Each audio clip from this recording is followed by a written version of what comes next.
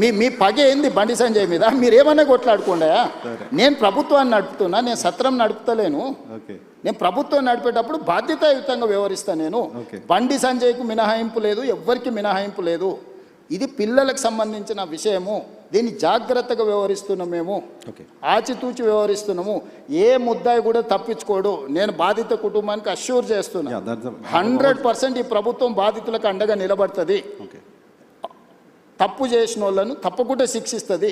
ఇందులో మీకు ఒక విషయము, డిసెంబర్ 31, 2025 కంటే ముందు జరిగిన సంఘటనలే ఫిర్యాదులు ఉన్నాయి. జనవరి 1, 2026 నుంచి ఇక్కడి వరకు ఫిర్యాదుల సంఘటనలు లేవు. 4-5 నెలల క్రితం జరిగిన సంఘటనల మీద ఫిర్యాదు వచ్చినప్పుడు 4-5 నెలల కింద ఎక్కడెక్కడ సంఘటనలు జరిగిన వివరాలు సేకరించడం కొంత సమయం పట్టదా? ఇప్పుడు నిన్న జరిగిందో మొన్న జరిగిందో, నిన్న మేము ఎక్కడో వెళ్తే మా మీద ఇట్లా దాడి జరిగిందంటే ఆ విచారణ వేరు. డిసెంబర్ 31 నైట్ ఇక్కడ సంఘటన జరిగింది, October so and so date నాడు ఇక్కడ సంఘటన జరిగింది, ఆగస్టులో సో అండ్ సో డేట్ నాడు ఈ సంఘటన ఇట్లా కొన్ని వాళ్ళు కోట్ చేస్తున్నారు. 4 నెలల వెనక్కి వెళ్ళి జరిగిన సంఘటనలని సేకరించాలంటే మేము టెక్నాలజీని వాడాలి. టెలిఫోన్ టవర్స్, అమ్మాయి అబ్బాయి టవర్స్ ఒక దగ్గర ఉన్నాయా లేవా సిగ్నల్స్, లేకపోతే ఎక్కడైతే వెళ్ళిందో అక్కడ ఏమైనా సీసీ కెమెరాలు ఉన్నాయా, అక్కడ ఏమైనా ఫుటేజ్ ఉందా? పోలీస్ విచారణ అంతా ఓకే. అరే మరి అంటే మీరు సింపుల్గా ఎందుకు అర్జెంటుగా తీసుకొచ్చేసి కోదండం ఎక్కించి కొడతలేరు, సంజయ్ కొడుకును ఊరేస్తలేరు? ఈ అంటే ఏమంటారు, ఇది ఇది ఎట్లా ఆన్సర్ చేయాలి? నేను దాని గురించి ఎక్కువ డిస్కషన్. ఒకటి జనరల్గా ఆన్సర్ చేయాల్సింది ఏంటంటే, భారత హోంశాఖ మంత్రి కొడుకు కేసు అయిన తర్వాత పారిపోవడం ఏంటి? అది చాలా తప్పు. అది బండి సంజయ్ గారు నైతిక బాధ్యత తీసుకొని కొడుకుని ఎంబడే విచారణకు పంపించాలి. నేను కూడా సూచన చేస్తున్న ప్రజాప్రతినిధిగా ధైర్యంగా ఎదుర్కోవాలి. పారిపోతే పరిష్కారం కాదు కదా. నేను బండి సంజయ్కి సూచన చేస్తున్నా. బండి సంజయ్ కూడా కష్టపడి కింది నుంచి కార్యకర్త నుంచి అక్కడికి వచ్చిండు. కొడుకు తప్పిదం వల్ల ఆయనకు తలవంపులు వచ్చినాయి. కానీ నిలబడి తప్పైనా ఒప్పైనా నిలబడి జవాబు చెప్పాల్సిన బాధ్యత ప్రజాప్రతినిధిగా బండి సంజయ్ మీద ఉంది. దాని నుంచి ఆ బాధ్యత నుంచి బండి సంజయ్ తప్పించుకోలేడు. నేను ఈ వేదిక మీద నుంచి బండి సంజయ్ గారికి సూచన చేస్తున్నా, తక్షణమే నీ కొడుకుని తీసుకొచ్చి పోలీస్ స్టేషన్లో నువ్వే అప్పచెప్పు. దానివల్ల నీ గౌరవం పెరుగుతుంది సమాజంలో. విచారణను ఎదుర్కోమనుండ్రి. తప్పో ఒప్పో విచారణ అధికారులు తెలుసా, నిజాయితీ కలిగిన అధికారులను వేసిన విచారణ ఎదుర్కొని నిలబడు. అంతే తప్ప పారిపోతే ఆదర్శంగా ఉండాలి. ఇప్పుడు మేము ఇవన్నీ ఏజ్ ఇవన్నీ అసర్టైన్ చేసుకున్న తర్వాత కంప్లీట్గా అగ్రెసివ్గా పోలీస్ బిహేవ్ చేస్తారు. ఇప్పుడు ఇవన్నీ అసర్టైన్ చేసుకొని నోటీసులు ఇచ్చినాం, వాళ్ళకి సమయం ఇచ్చినాం. ఆ నోటీస్ సమయం లోపల వాళ్ళు స్పందిస్తారని ఆశయం. స్పందించకపోతే పోలీస్ రకంగా వ్యవహరిస్తుంది. దీంట్లో 2 రోజులు వాయిదా వేసుకోవడం వల్ల వాళ్ళకు వచ్చే లాభం ఏం లేదు. నిలబడి విచారణను ఎదుర్కొంటే వాళ్ళ గౌరవమైన పెరుగుతుంది రాజకీయంగా. Right sir. మీ టైం కూడా అయిపోయింది. జస్ట్ క్విక్గా 2 క్వశ్చన్స్ తీసుకొని క్లోజ్ చేస్తారు. క్వశ్చన్ ఏంటంటే, మోదీ గారు మొన్న హైదరాబాద్కి వచ్చినప్పుడు హంసే జుడ్జావ్ అన్నారు మిమ్మల్ని. దానికి మీరు డైరెక్ట్గా ఆన్సర్ చెప్పకుండా చిట్ చాట్లో ఏదో చెప్పి వదిలేశారు. ఇక్కడ ఆన్ రికార్డ్ కెమెరాలు ఏం చెప్పారు ఆయన? కలిసి నడవమంటే దాని అర్థం ఏంటి? మేము మాట్లాడుకున్నది మీరు పొలిటీషియన్ మాత్రమే కదా, పొలిటికల్ అనలిస్ట్ కూడా కదా. మీకు ఎలా అనిపించింది? అధికారిక కార్యక్రమంలో ఒక రాష్ట్ర ప్రభుత్వం, కేంద్ర ప్రభుత్వం అధికారిక కార్యక్రమంలో ప్రధానమంత్రిగా వారు, ముఖ్యమంత్రిగా నేను అందులో పాల్గొన్నాను. మొదట నేను మాట్లాడినప్పుడు నేను వారికి రాష్ట్రంలో ఉన్న పరిస్థితులు, ప్రధానమంత్రి మన్మోహన్ సింగ్ గారు ఉన్నప్పుడు ఆయన గుజరాత్ ముఖ్యమంత్రి, వారి సహకారం వల్ల 10 సంవత్సరాలలో గుజరాత్ మోడల్ అని తయారు చేసి దేశానికి ఒక గొప్ప విధానాన్ని అందించినామని వాళ్ళు చెప్పుకుంటున్నారు. మరి మన్మోహన్ సింగ్ గారు అంత మెగ్నానిమిటీ చూపిస్తే నువ్వు గుజరాత్ మోడల్ తయారు చేయగలిగినావు కదా ముఖ్యమంత్రిగా. ఈరోజు మీరు మోడీ గారు ప్రధానమంత్రిగా ఉన్నారు. మా తెలంగాణ ప్రజలు నా నుంచి కూడా తెలంగాణ మోడల్ ఎక్స్పెక్ట్ చేస్తున్నారు. ఆనాడు మోడీ గారు మీకు అందించిన సహకారం ఈనాడు మోడీ గారు రేవంత్ రెడ్డికి అందించాలి. దాంతో ఈ దేశ ఆర్థిక వ్యవస్థలో 10% మేము కాంట్రిబ్యూట్ చేస్తాం, నీ సహకారం మాకు కావాలి స్పష్టంగా నేను చెప్పిన.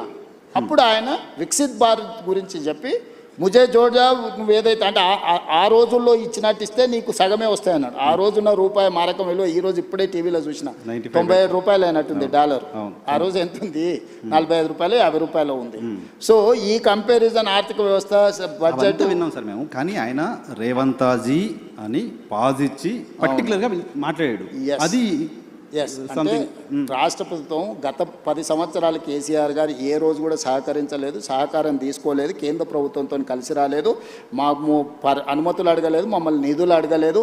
జస్ట్ అప్కే ప్యార్ రహేతో బస్ హై ప్యార్ మే మై మర్ జాऊंगा అని చెప్పి మెదక్లో ఒకసారి అన్నాడు. ఆయన ప్రేమ అడిగిండు, నువ్వు మాత్రం నిధులు అడుగుతావు, నిధులు అడగాలంటే మాతో కలిసి ఉండాలి అన్నాడు. నేను కూడా కలిసి ఉంటా, కలిసి పనిచేద్దాం.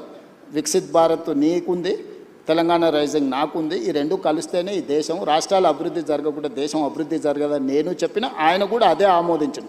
మా మధ్యలో రెండు ప్రభుత్వాల యొక్క సహకారము, పాలసీ పెరాలసిస్ లేకుండా పాలసీ ఎక్స్చేంజ్ చేసుకోవడానికి అవసరమైన ప్రణాళికలు మాట్లాడుకున్నాము. మోడీ గారికి నా కమిట్మెంట్ తెలుసు పాలిటిక్స్లో, ప్లస్ నేను నడుపుతున్న ప్రభుత్వం విధానం కూడా ఆయనకు తెలుసు. కాబట్టి రాజకీయాలకు తావులేదు. ఆయన ఒకవేళ అక్కడ మాట్లాడినుంటే, పరేడ్ గ్రౌండ్లో ఇదే మాట్లాడినుంటే పార్టీ మీటింగ్ కాబట్టి చెప్పేటోని. మేము కలిసి పాడుకున్నదే ప్రభుత్వ అధికారిక కార్యక్రమం, మైకుల ముందలే ఇద్దరం మాట్లాడుకున్నాం. దీంట్లో ఒకవేళ నువ్వు అనుకున్నది ఉంటే తెర వెనుక కూడా మాట్లాడుకోవచ్చు కదా నరసింగ్. అవును. కాబట్టి ఆయన తెలంగాణ రాష్ట్రానికి ఇంకెవరైనా ఇబ్బంది పెట్టడం కోసం బహుశా మిమ్మల్ని అలా ఇన్విటేషన్ ఇచ్చారు. అందరు ఎదురుగానే మాట్లాడిండు. ఇది అందరు బహిరంగంగా జరిగిందే. ఆయన ఓపెన్ ప్రపోజల్ కలిసి రమ్మని తెలంగాణ ప్రభుత్వానికి ఇచ్చిండు, కేంద్ర ప్రభుత్వంతో కలిసి రమ్మని. కేంద్ర ప్రభుత్వం మీరు అది ఫార్మల్గా చెప్పండి. మీరు పొలిటీషియన్ కంటే కూడా పొలిటికల్ అనలిస్ట్గా చాలా బాగా పాలిటిక్స్ అనలైజ్ చేస్తారు, నాకు తెలుసు. ముఖ్యమంత్రిని ప్రధానమంత్రి పాజ్ ఇచ్చి టీచ్ చేస్తున్నట్టుగా మాట్లాడితే దాన్ని రకరకాలుగా అనుకుంటే మంచిదే కదా. నాకు డిమాండ్ ఉందని నీకన్నా అర్థమైంది కదా. పోనీ రేవంత్ రెడ్డికి డిమాండ్ లేదు, అవుట్డేటెడ్ కాదు, రేవంత్ రెడ్డికి డిమాండ్ ఉంది అనేది అర్థమైంది కదా. డిమాండ్ అండ్ సప్లై కదా మార్కెట్ అంతా. సో రేవంత్ రెడ్డికి ఈ దేశంలో డిమాండ్ ఉంది, అది తెలంగాణ ప్రజలకు గౌరవము. నేను తెలంగాణ ప్రజల కోసమే పనిచేస్తా, నాయకుడు రాహుల్ గాంధీ గారి సూచనల మేరకే పనిచేస్తా. నాకు గొప్ప అవకాశం అనుకుంటున్నా సోనియా గాంధీ గారితో కలిసి పనిచేయడం. సోనియా గాంధీ గారు లేకపోతే ఇంకా 1000 సంవత్సరాలైనా తెలంగాణ రాష్ట్రం అనేది నిజం కళ కాకపోయిండే. సోనియా గాంధీ గారు తెలంగాణ ఇచ్చిండ్రు కాబట్టి ఆ కృతజ్ఞతతోనైనా ఈ తెలంగాణ సమాజం తరఫున సోనియా గాంధీ గారితో కలిసి పనిచేయాలనేది నా భావన. నేను 2017లో కాంగ్రెస్లో చేరినప్పుడు రాష్ట్రంలో అధికారంలో లేదు, కేంద్రంలో అధికారంలో లేదు, కనుచూపు మేరలో వస్తుందన్న ఆశ కూడా లేదు ఆ రోజు. టీడీపీలో చేరినప్పుడు కూడా టీడీపీ అధికారంలో లేదు. సో నేను ఏ రోజు కూడా ఒక రోజు పార్టీ 2007లో నేను చంద్రబాబు నాయుడు గారితో చేరినప్పుడు రాజశేఖర రెడ్డి గారు ఎంత బలమైన నాయకుడు, ప్రభుత్వం ఎంత బలంగా ఉండేనో తెలుసు రాష్ట్రంలో కేంద్రంలో.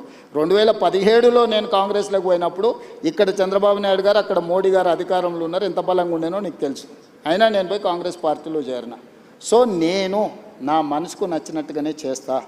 నేను అవకాశాల కోసం అవకాశవాదిగా నేను వ్యవహరించను. నేను పార్టీ మారిన ప్రజలు నన్ను ఎందుకు ఆమోదించను, కాంగ్రెస్ పార్టీ కార్యకర్తలు నన్ను ఎందుకు హక్కున చేర్చుకున్నారంటే నేను నిబద్ధతతోని చేరిన అనేది వాళ్ళు విశ్వసించారు. కాబట్టి ఎగ్జాక్ట్గా 3 ఏళ్లలో నేను పార్టీ ప్రెసిడెంట్ అయినా, 5 ఏళ్లలో ముఖ్యమంత్రిని అయినా, 2.5 సంవత్సరాలు ముఖ్యమంత్రిగా చిన్న వివాదం లేకుండా, చిన్న సమస్య లేకుండా ప్రభుత్వాన్ని నడపగలిగిన. సో ఇక్కడ నేను కన్విక్షన్తో చేస్తాను. నేను చేసేటివన్నీ 100% కరెక్ట్ అని నేను చెప్పను. 10 పనులు చేస్తే 3-4 తప్పులు జరుగుతాయి, సరిదిద్దుకొని ముందుకు వెళ్తా. అన్నీ మనం చేసేటప్పుడు మంచి జరగాలనే చేస్తాము. మీరు కూడా ఒక 5-10 ప్రశ్నలు అడిగినారు. దీంట్లో ఒక 3-4 బ్రహ్మాండంగా ఉంటాయి, ఒక 2-3 యావరేజ్గా ఉంటాయి, ఒక 2-3 కొంతమందికి నచ్చకపోవచ్చు, అవసరమా ఇది అని అనుకోవచ్చు. కాకపోతే ఏం చేయకుంటుంటే ఏ తప్పు జరగదు. 10 పనులు చేస్తే 2 తప్పులు జరుగుతాయి, అవి సవరించుకొని ముందుకెళ్ళాలి. మీ పార్టీ కార్యకర్తల నుంచి చాలామంది చెప్తున్నమాట, మా ముఖ్యమంత్రి హైదరాబాద్లో ఉంటున్నారు, ఎవరు కలుస్తున్నారు, ఓకే, కానీ జిల్లాల్లోకి ఎప్పుడు వస్తారు, జనాల్లోకి ఎప్పుడు వస్తారు, కార్యకర్తలకు ఎప్పుడు వస్తారు, పాదయాత్ర టైంలో కలిసిన వాళ్ళు కావచ్చు, చాలామంది గ్రాస్ రూట్లో ఏం జరుగుతుందో ముఖ్యమంత్రి తెలుసుకోవాలి, మీరు ఏమన్నా ఇంటర్వ్యూలో ఆ మాట చెప్పండి అని చెప్పారు. డెఫినెట్గా నేను రెగ్యులర్గా నువ్వు చూడు ఎవ్రీ 15-20 డేస్కు జిల్లాల ప్రోగ్రాంలు పెట్టుకొని వెళ్తున్నాను. కాకపోతే ఇక్కడ అధికారులు కానీ, నాయకులు కానీ, పరిపాలన కానీ అస్తవ్యస్తంగా ఉంది. దీన్ని అత్యంత సమయము ఇక్కడ కేటాయించి దీన్ని పట్టాలు ఎక్కించకుండా మళ్ళీ గ్రామాలకు వెళ్ళినా. ఒకప్పుడు నేను సమస్యల్ని లేవనెత్తడానికి గ్రామాలకు వెళ్ళినా, ఇప్పుడు సమస్యలను పరిష్కరించడానికి వెళ్ళాలి. పరిష్కరించాలా అంటే నాకు నిధులు ఉండాలి. నేను గ్రామానికి వెళ్తే రోడ్డు లేదు, స్కూల్ లేదు, లేకపోతే తాగునీరు లేదు అడిగితే నేను నిధులు అక్కడికక్కడ ఇవ్వాలి. లేకపోతే ఆ జిల్లాలో పెండింగ్ ప్రాజెక్టులను పూర్తి చేయాలి. ఇప్పుడు ఆదిలాబాద్ పోయినా తుమ్మిడేటి ప్రాజెక్ట్ ఉంది, దాన్ని కట్టాలన్నా, దాని అనుమతులు తీసుకురావాలన్నా నేను చాలా శ్రమ చేయాల్సి ఉంటుంది. ఇట్లనే నా సొంత జిల్లాల పాలమూరులో అది కల్వకుర్తి కావచ్చు, భీమా కావచ్చు, నెట్టంపాడు కావచ్చు, కోయిల్సాగర్ కావచ్చు, పాలమూరు రంగారెడ్డి కావచ్చు, అన్ని ప్రాజెక్టులు 60-70 ఏళ్ళ నుంచి ఇంకా ఏదో అసంపూర్తితోనే ఉన్నాయి. వీటిని చేయాలంటే ఇప్పుడు నాకు భూసేకరణ కోసమే ఎన్ని కావాలంటే ఒక 1500 కోట్లు కావాలన్నారు. 1500 కోట్లు ఒక మహబూబ్నగర్లో సాగునీటి ప్రాజెక్టుల భూసేకరణకే కావాలంటే నేను నిధుల సమీకరణ మీద నేను సమయం కేటాయిస్తున్నా. ఇప్పుడు నేను కలవడానికంటే కూడా కలిసినప్పుడు నా దృష్టికి తెచ్చిన సమస్యల్ని పరిష్కరించడం అత్యంత కీలకము. ప్రజలు అది కోరుకుంటున్నారు నా నుంచి. కార్యకర్తలు ఏంటంటే నాతోనున్న ఇంటిమసో లేకపోతే నాతోనున్న పరిచయమో ఒకసారి కలవాలని. అందుకే నేను మ్యాక్సిమం నా ఇంటికాడ ఎవరు వచ్చినా నేను కలుస్తాను. నా దగ్గర ఏం పెద్ద బ్యారికేడ్స్ ఉండవు, ఇవన్నీ ఏం వ్యవస్థ ఉండదు. నేను ఏ ఇంట్లో ఉన్నానో అదే ఇంట్లో ఉన్నా, జడ్పీటీసీ ఉన్నప్పుడు ఏ ఇంట్లో ఉన్నానో, ముఖ్యమంత్రిగా అదే ఇంట్లో ఉంటున్నా. అదే విధంగా వచ్చిన వాళ్ళల్లో టీ తాగుతారు, నాతో 5 నిమిషాలు మాట్లాడతారు, పోతారు. సరే వాళ్ళు అడిగిన వాళ్ళు ఇప్పుడు నా దగ్గర పదవి ఇచ్చే అవకాశం ఉంది కాబట్టి పదవులు అడిగితే నేను ఇవ్వలేకపోవచ్చు. ఎందుకంటే ఉన్నాయి లిమిటెడ్, పోటీ ఎక్కువ ఉంటుంది. కాంగ్రెస్ అంటే మరీ ఎక్కువ ఉంటుంది. సో దాంట్లో ఏరి కూరి కొంచెం జాగ్రత్తగా ఇవ్వాల్సి ఉంటుంది. ప్లస్ నేను చాలా క్లోజ్ కాబట్టి చాలా మంది నాకు ఇంత దగ్గర అన్న నేను అడగంగానే ఎంబడే టైప్ కొట్టి సంతకం పెట్టిస్తాడు అనుకుంటారు. అది అసాధ్యం. ఇంటిమసీ చాలా మందికి మీతో ఉంది కాబట్టి న్యాచురల్గా 17 ఏళ్ళు నేను అపోజిషన్లో ఉన్నా అంటే వీళ్ళందరితో ఉండబట్టే కదా నేను ఇక్కడికి వచ్చిన. ఎంతమంది పరిచయం ఉంటారు. సో వాళ్ళందరినీ సంతోషపెట్టాలంటే అది చాలా కష్టంతో కూడుకున్న పని. అయినా నా ప్రయత్నం నేను చేస్తూనే ఉన్నాను. ఇప్పటివరకు ఇచ్చిన కార్పొరేషన్లు కానీ, చైర్మన్లు కానీ, ఎమ్మెల్సీలు కానీ, రాజ్యసభలు కానీ నువ్వు తీసుకో. ఇచ్చిన వాళ్ళకు కూడా తెలియదు వాళ్ళకి వచ్చినట్టు. ఓకే, కొంతమంది మన కార్పొరేషన్లు ఇస్తే ఆర్టీసీ బస్ ఎక్కువ వచ్చారు, అరే నాకు చైర్మన్ ఇచ్చిండంట అన్న అని వాళ్ళకు కూడా తెలియదు. ఓకే. ఇప్పుడు బల్మూరు వెంకట్కి ఇచ్చినాం, అద్దంకి దయాకర్కి ఇచ్చినాం, అంటే ఎమ్మెల్సీలు కానీ ఇవన్నీ కానీ. కాంగ్రెస్లో ఎప్పుడైనా యూత్ కాంగ్రెస్ అనిల్ యాదవ్కు రాజ్యసభ ఇచ్చినాం. ఎప్పుడన్నా ఏ పార్టీలో అయినా జరిగిందా? మంత్రులు శ్రీహరి మా జిల్లా పార్టీ ప్రెసిడెంట్, అడ్లూరు లక్ష్మణ్ మా జిల్లా పార్టీ ప్రెసిడెంట్, వీళ్ళందరూ ఇవాళ మంత్రులు అయినరు కదా. ఇట్లాంటి వాళ్ళని కింది నుంచి వచ్చిన వాళ్ళను, జిల్లా ప్రెసిడెంట్లను, లేకపోతే చిన్న పదవులు ఉన్న వాళ్ళను శంకర్ నాయక్ జిల్లా ప్రెసిడెంట్ ఇస్తే ఎమ్మెల్సీ చేసినాం. ఇట్లా నువ్వు వెడ్మ బొజ్జు ఇందిరమ్మ ఇంట్లో ఉంటాను నేను, ఏదో గుడి నాగోబ జాతరకు పోతే చిన్న కార్యకర్త అక్కడ ఉన్న వాళ్ళని గుడికాడ వాళ్ళ వీళ్ళని జరుపుతుంటే కొంచెం యాక్టివ్గా అనిపించినారు. ఆ పిల్లోని ఇక్కడ పిల్లు ఫోన్ నెంబర్ రాసుకొని మా పిఏ చెప్పి వాని పేరు రాసుకొని వాని టికెట్ ఇస్తే వాడు ఈరోజు ఎమ్మెల్యే అయ్యిండు. మందుల సామెల్ నీకు కూడా బాగా తెలుసు. టికెట్ ఇవ్వాలనుకున్నప్పుడు పిలిచిన, అంటే ఆయన అడిగిండు వచ్చి ఎన్ని ఉన్నాయన్న, 2 ఉన్నాయి సార్ అన్నాడు. సరే పో అని చెప్పిన. ఇవ్వాలనుకున్నప్పుడు పిలిచిన, ఏదో ఉన్నాయన్నావు కదా 2 అంటే 2 కోట్ల అన్న. కాదు సార్ 2 లక్షలు అన్నాడు. మరి ఉన్నాయా 2 లక్షలు అన్న? లేదు సార్ నిన్న మన హైదరాబాద్కు నాయకుల దగ్గర తిరగడానికి 1,50,000 ఖర్చు అయిపోయినాయి, 50,000 ఉన్నాయి సార్ అన్నాడు. పోనీ 50,000 అన్న మరి నామినేషన్కి దీనికి ఉంటాయంటే అవి కూడా ఎక్కడి సార్, నువ్వు టికెట్ ఇస్తే బట్టలు కొనుక్కోవాలన్నాడు. అంటే ₹1 లేకుంటే టికెట్ ఇచ్చినా వాళ్ళందరూ ఎమ్మెల్యేలు అయినా 50,000 మెజార్టీతో గెలిచిండు మందుల సామెలు. సో ఇట్లా చాలా మంది ఉన్నారు, సక్సెస్ స్టోరీ ఉన్నోళ్ళు ఉన్నారు. ఇప్పుడు ఆస్పిరేషన్స్ ఉన్నాయి, మిమ్మల్ని రావాలి, మీరు జిల్లాలో తిరగాలి అని కోరుకుంటున్న వాళ్ళు చాలా మంది ఉన్నారు. సరే, డెఫినెట్గా నేను చెప్పేది ఏంటంటే ఒక్కోసారి ఒకరికి అదృష్టం వరిస్తుంది, ఒకరికి కష్టం వరిస్తుంది, ఒకరికి ఆలస్యం అవుతుంది. కానీ నా దగ్గర ఏ కుర్చీ ఖాళీగా పెట్టాను. వీలైనంత మేరకు చాకలి ఐలమ్మని ఎవరైనా గుర్తుపెట్టుకుర్రా? శ్రీకాంతాచారి